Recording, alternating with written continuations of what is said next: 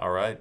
Question number 2 is how do we keep our team engaged? So the current climate that I'm in, I have a small team that I lead, and working remotely is sometimes difficult to stay engaged. So the 2 or 3 things I'm going to walk through. The first thing is communicate more regularly. I think as we work remotely and we don't have a lot of that face-to-face interaction, it's important to have that communication. So I have a daily call with my team, and we spend 15 to 30 minutes, depending on what the topics are, just talking about what are some current things that are going on that we need to discuss and converse on and decide on how we're going to approach certain meetings, or how we have a certain project that we're working on, or a certain question that needs to be addressed.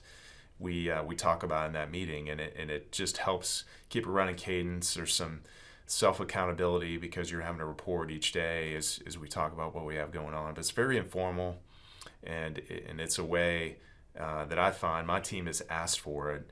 They like it. It seems to be productive and gives us the ability to connect, and we all kind of motivate each other to keep things moving along. So that's the first thing. Second thing, I intentionally speak with more energy on phone conferences and discussions, because it's easy to, when you're not face to face, you're missing the just your body language and different clues and things when you're engaged. So it's important to emphasize and to have that voice that is aspiring, or just bring some energy into the engagement, rather than just a blah blah blah.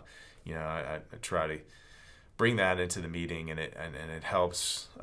It helps me whenever someone does that, just to bring some energy to the discussion, and it helps us make some good decisions and move through the meeting, and flows well that way. So the last thing is brainstorm as a team.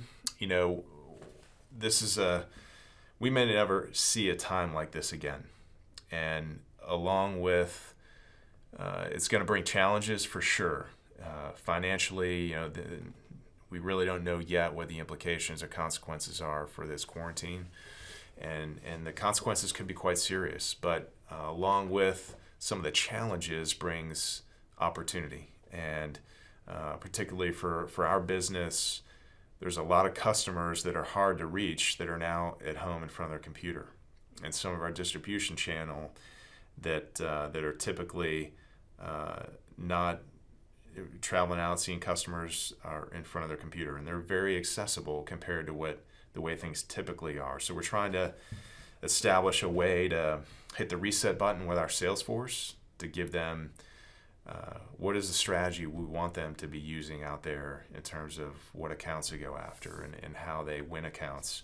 And we're trying to also reach customers and distributors, talking about our products and getting them educated on how to sell what we make. And we're finding that has been pretty effective.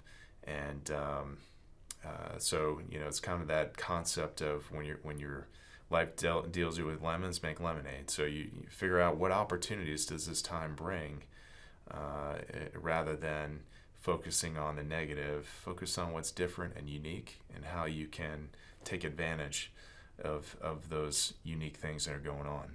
So that is question number 2.